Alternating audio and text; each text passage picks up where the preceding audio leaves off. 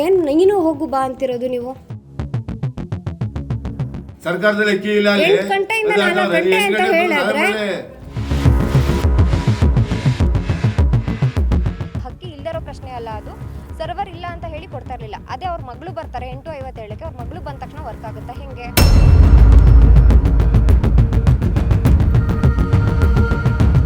ಇನ್ನೊಂದು ಅಂಕಲ್ ಅಲ್ಲಿ ಅಷ್ಟು ದೂರದಲ್ಲಿ ನಿಂತಿದ್ರು, ಅವ್ರು ಹೇಳ್ತಾ ಇದ್ರು ಇಲ್ಲಿ ಯಾರು ಜನ ಸರಿ ಇಲ್ಲ, ನೀನು ಒಬ್ಬಳೇ ಯಾಕೆ ಕೇಳಿ ನೀನು ಇದು ಮಾಡ್ಕೋತೀಯ, ಟಾರ್ಗೆಟ್ ಆಗ್ತೀಯಾ ಅಂತ.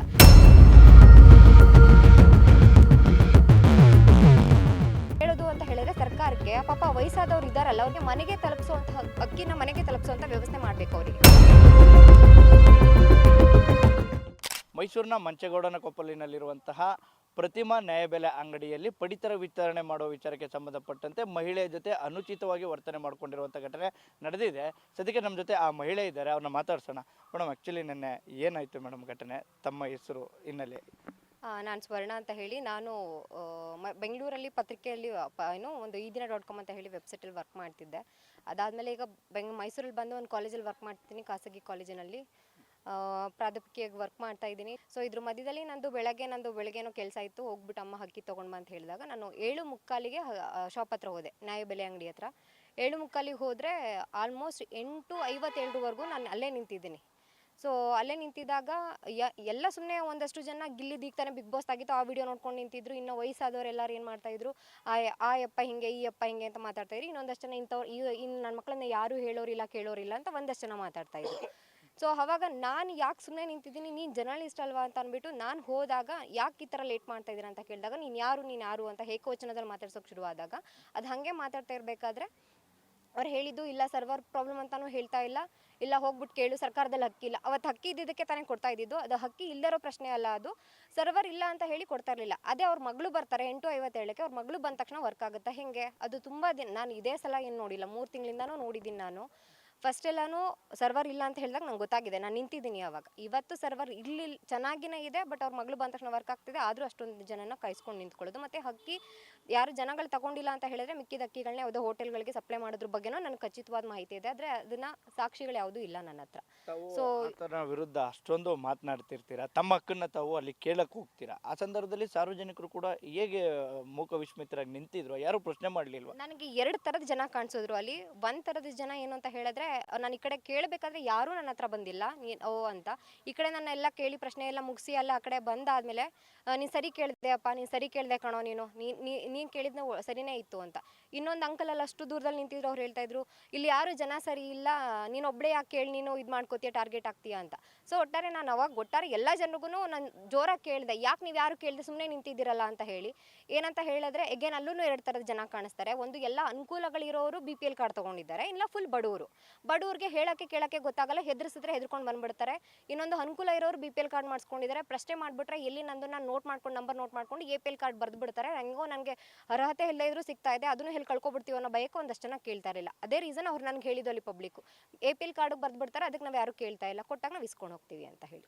ಸೊ ಈ ರೀತಿಯಾಗಿ ಧ್ವನಿ ಎತ್ತೋರ್ನು ಕೂಡ ಎಲ್ಲೊಂದು ಕಡೆ ಅವ್ರ ಧ್ವನಿಯನ್ನು ಅಡಗಿಸುವಂಥ ಕೆಲಸವೂ ಕೂಡ ಅಲ್ಲೇ ಆಗಿತ್ತು ಅನ್ನುವಂಥ ಮಾತು. ಖಂಡಿತವಾಗ್ಲು ಇನ್ನೊಬ್ಬ ಬಂದ, ಅವ್ನ ಪಕ್ಕದಲ್ಲಿ ಇನ್ನೊಬ್ರು ಕೂತಿದ್ದ, ನಾವೆಲ್ಲ ಕ್ಯೂವಲ್ಲಿ ನಿಂತಿದ್ವಿ. ಆ ಬೈಕ್ ನಂಬರ್ದು ಕೂಡ ನಿಮಗೆ ಕೊಟ್ಟಿದ್ದೀನಿ, ಕೂಡ ಪೊಲೀಸ್ ಸ್ಟೇಷನ್ಗೂ ಕೊಟ್ಟಿದ್ದೀನಿ.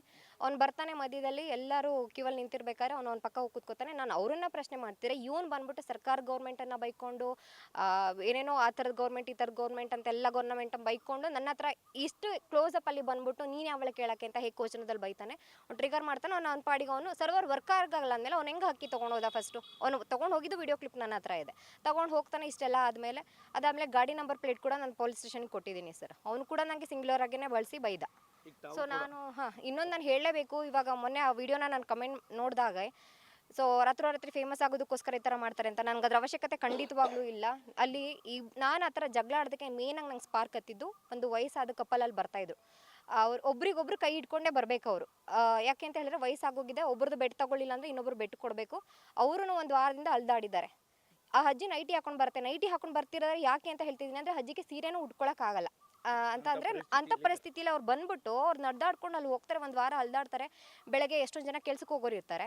ಇಲ್ಲಿ ಇಷ್ಟೋ ತನಕ ಟೈಮ್ ಆಯಿತು, ಕೆಲಸ ಹೋಗುತ್ತೆ, ಒಂದಿನದ ಕೂಲಿ ಹೋಗುತ್ತೆ, ಇಲ್ಲಿ ಫ್ರೀ ಅಕ್ಕಿ ತೊಗೊಳೋದಕ್ಕೆ ಅಂತ ಅಂದ್ಬಿಟ್ಟು ಹೊಟ್ಟೋಗ್ತಾರೆ. ಸಂಜೆ ಎಲ್ಲ ಬೆಳಗ್ಗೆ ತನಕ ಕೆಲಸ ಮಾಡಿ ಬಂದು ಸಂಜೆ ಸುಸ್ತಾಗಿ ಬಂದಿರುತ್ತೆ. ಸಂಜೆ ಬಂದ್ರು ಮತ್ತೆ ಸರ್ವರ್ ಇಲ್ಲ ಅಂತ ಕಳಿಸ್ತಾರೆ. ಹಿಂಗೆ ಆಗುತ್ತೆ. ಮತ್ತು ಅಕ್ಕಿ ಮಿಕ್ಕಿದೆಲ್ಲ ಮಾರ್ಕೋತಾರೆ. ಆ ವಯಸ್ಸಾದ ನನಗೆ ಏನು ಕೇಳೋದು ಅಂತ ಹೇಳಿದ್ರೆ ಸರ್ಕಾರಕ್ಕೆ, ಪಾಪ ವಯಸ್ಸಾದವ್ರು ಇದ್ದಾರಲ್ಲ ಅವ್ರಿಗೆ ಮನೆಗೆ ತಲುಪಿಸುವಂತಹ ಅಕ್ಕಿನ ಮನೆಗೆ ತಲುಪಿಸುವಂಥ ವ್ಯವಸ್ಥೆ ಮಾಡಬೇಕು ಅವರಿಗೆ.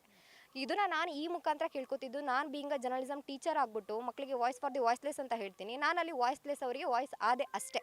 ರಾತ್ರೋರಾತ್ರಿ ಫೇಮಸ್ ಆಗಬೇಕು ಅಂತ ನಾನು ಏನೂ ಮಾಡಿಲ್ಲ ಅಲ್ಲಿ. ಅದಷ್ಟನ್ನು ಹೇಳಕ್ಕೆ ನಾನು ಇಷ್ಟಪಡ್ತೀನಿ. ಈ ರೀತಿಯಾದ ಸಾಕಷ್ಟು ಸಬೂಬುಗಳನ್ನ ಹೇಳ್ತಾರೆ. ಎಷ್ಟು ತಿಂಗಳಿಂದ ಈ ಒಂದು ಸಬೂಬು ಹೇಳ್ಕೊಂಡು ಬರುವಂಥ ಪ್ರಕ್ರಿಯೆ ನಡೆಯುತ್ತೆ ಮೇಡಮ್? ನಾನು ಗಮನಿಸಿದ ಹಾಗೆ 4-5 ತಿಂಗಳಿಂದನೂ ಇದೆ, ತುಂಬ ದಿನದಿಂದನೂ ಇದೆ. ನಾನು ಕಂಟಿನ್ಯೂಸ್ ಆಗಿ ಹೋಗಿ ಶುರು ಮಾಡಿದಾಗಲಿಂದ 4-5 ತಿಂಗಳಿಂದ ನೋಡಿದ್ದೀನಿ. 2 ತಿಂಗಳಿಂದ ನಾನು ಗಲಾಟೆ ಮಾಡಿಲ್ಲ. ಅಲ್ಲಿ ಒಂದು ನಂಬರ್ ಇದೆ, 1967 ಅಂತ ನಂಬರ್ ಇದೆ. ಈ ದೂರವಾಣಿ ಸಂಖ್ಯೆಗೆ ಕರೆ ಮಾಡಿ ದೂರುಗಳಿದ್ದರೆ ಅಂತ ಹೇಳಿ. ಆ ನಂಬರ್ಗೆ ಒಂದಿನೂ ಫೋನ್ ಕನೆಕ್ಟ್ ಆಗೇ ಇಲ್ಲ. ನನ್ನ ಹತ್ರ ಡಯಲ್ ಲಿಸ್ಟಲ್ಲಿ ಇದೆ ನಂಬರ್. ನಾನು ಎಷ್ಟು ಸಲ ಡಯಲ್ ಮಾಡಿದ್ದೀನಿ. ಡೈರೆಕ್ಟಾಗಿ ನಾನು ಒಬ್ಬರು ಜಗಳ ಆಡಿಲ್ಲ. ಸೊ ನಾನು ಕಾಲ್ ಮಾಡಿ ಏನೂ ಪ್ರಾಬ್ಲಮ್ ಸಾಲ್ವ್ ಆಗದೇ ಇದ್ದಾಗ ನಾನು ಒಬ್ಬರು ಪ್ರಶ್ನೆ ಮಾಡಿದ್ದು, ಫೋನ್ ಆನ್ ಮಾಡ್ಕೊಂಡೆ. ಸೊ ಇದು ಇಷ್ಟು ಆಗಿದ್ದವತ್ತು. ಬಹುತೇಕ ಪಡಿತರ ಅಂಗಡಿಗಳಲ್ಲಿ ಇಂತಹದೇ ಪ್ರಾಬ್ಲಮ್ಗಳು ಬರುತ್ತೆ. ಸರ್ಕಾರ ಆಗಿರ್ಬೋದು ಅಥವಾ ಸಂಬಂಧಪಟ್ಟ ಅಧಿಕಾರಿಗಳಾಗಿರ್ಬೋದು, ಅವ್ರಿಗೆ ಯಾವ ರೀತಿ ಮನವಿ ಮಾಡ್ತೀರಾ ಮೇಡಮ್? ಯಾವ ರೀತಿ ಬೇರೆ ರೀತಿಯ ಒಂದು ಬದಲಾವಣೆಗಳಾಗಬೇಕು ಅಂತ ಬಯಸ್ತೀರಾ ಮೇಡಮ್? ಖಂಡಿತವಾಗ್ಲೂ ಯಾವುದೋ ಪ್ರಾಬ್ಲಮ್ ಬಗ್ಗೆನೇ ಡಿಸ್ಕಸ್ ಮಾಡಿ ಪ್ರಾಬ್ಲಮ್ನೇ ದೊಡ್ಡದು ಮಾಡೋದಕ್ಕಿಂತ ಪ್ರಾಬ್ಲಮ್ಗೆ ಸೊಲ್ಯೂಷನ್ ಹುಡ್ಕೋದು ನಿಜವಾದ ಪತ್ರಕರ್ತನ ಒಂದು ಧರ್ಮ, ಒಂದು ಕರ್ತವ್ಯ ಕೂಡ. ಸೊ ಆ ನಿಟ್ಟಿನಲ್ಲಿ ನೋಡೋಕೋಯ್ತು ಅಂತ ಹೇಳಿದ್ರೆ, ಅಲ್ಲಿ ನೀವು ಆ ವಿಡಿಯೋದಲ್ಲೇ ಕಮೆಂಟಲ್ಲಿ ನೋಡೋಕೋಯ್ತು ಅಂದರೆ, ಇನ್ಯಾವುದೋ ಕುಸುಮ ಅಂತ ಯಾವುದೋ ಒಂದು ನ್ಯಾಯಬೆಲೆ ಅಂಗಡಿ ಇದೆ, ಈ ಅಪ್ಪನೇ ಪರವಾಗಿಲ್ಲ, ಅಂಗಡಿಲಂತೂ ಇನ್ನೂ ವರ್ಸ್ಟ್ ಕೇಳೋಕ್ಕಾಗಲ್ಲ ಅಂತ. ಸೊ ಅಲ್ಲೂ ಯಾರು ಕೇಳೋರು ಇರಲ್ಲ, ಯಾಕಂದರೆ ಅಲ್ಲೂ ಯಾರು ಹಿಂಗೆ ಹೆದರ್ಕೊಂಡು ನಿಂತಿರ್ತಾರೆ. ಸೊ ಅವ್ರಿಗೆಲ್ಲ ಏನು ಹೇಳೋದು ಅಂತ ಹೇಳಿದ್ರೆ, ಈ ಸರ್ವರ್ ಸಮಸ್ಯೆ ಅನ್ನೋದು ತುಂಬ ಇದೆ. ಹೌದು, ಖಂಡಿತವಾಗ್ಲೂ ಇದೆ, ಇಲ್ಲ ಅಂತ ನಾನು ಹೇಳಲ್ಲ. ಅದನ್ನು ಆದಷ್ಟು ಬೇಗ ನಿಭಾಯಿಸಿ ಅವ್ರಿಗೊಂದು ಮೆಸೇಜ್ ಕೊಡೋ ಥರದ್ದು, ಒಂದು ಮೆಸೇಜ್ ಹೋಗೋ ಥರ, ಇವಾಗ ಅಕ್ಕಿ ಕೊಡ್ತಾ ಇದೀವಿ ಬನ್ನಿ ಅಂತ ಯಾಕೆ ಅಲ್ದಾಡ್ಸೋ ಪ್ರಯತ್ನ ಯಾಕೆ ಮಾಡ್ತೀರಾ? ಒಂದು ಮೆಸೇಜ್ ಕಳಿಸೋದು, ಅಥವಾ ಬಂದಾಗ ಈ ಟೈಮಿಗೆ ಬರಬೇಡಿ, ಈ ಟೈಮಿಗೆ ಬನ್ನಿ ಅಂತ ಒಂದು ಮೆಸೇಜ್ ಕೊಟ್ಟು ಕಳಿಸೋವಂಥದ್ದು.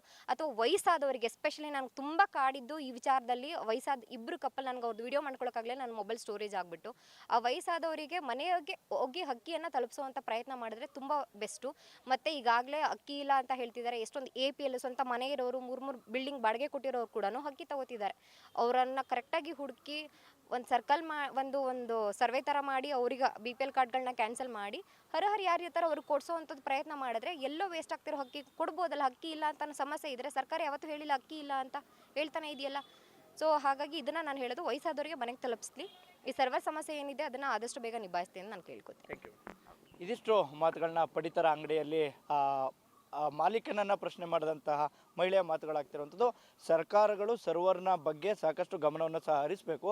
ಜೊತೆಗೆ ವಯಸ್ಸಾದಂಥ ಸಾಕಷ್ಟು ಜನ ಪಡಿತರವನ್ನು ಕೊಂಡ್ಕೊಳ್ಳಿಕ್ಕಾಗಿ ಕ್ಯೂನಲ್ಲಿ ನಿಂತ್ಕೊಳ್ತಾರೆ. ಸಾಕಷ್ಟು ಗಂಟೆಗಟ್ಟಲೆ ಅಲ್ಲಿ ತಮ್ಮ ಸಮಯವನ್ನು ವ್ಯಯ ಮಾಡಬೇಕಾಗುತ್ತೆ. ಹಾಗಾಗಿ ಸರ್ಕಾರಗಳು ಮತ್ತು ಸಂಬಂಧಪಟ್ಟ ಅಧಿಕಾರಿಗಳು ಸಹ ಇಂತಹ ಒಂದು ಘಟನೆಗಳನ್ನಾದರೂ ನೋಡಿ ಆದರೂ ಸದ್ಯಕ್ಕೆ ಬದಲಾವಣೆಯನ್ನು ತರಬೇಕು ಅನ್ನುವಂಥ ಮಾತುಗಳನ್ನು ಸಹ ಹೇಳ್ತಿರುವಂಥದ್ದು. ಕ್ಯಾಮ್ರಾಮನ್ ಸಂಜಯ್ ಜೊತೆ ಅನಿಲ್ ರಾಜೇಶ್, ಪ್ರಜಾನುಡಿ, ಮೈಸೂರು.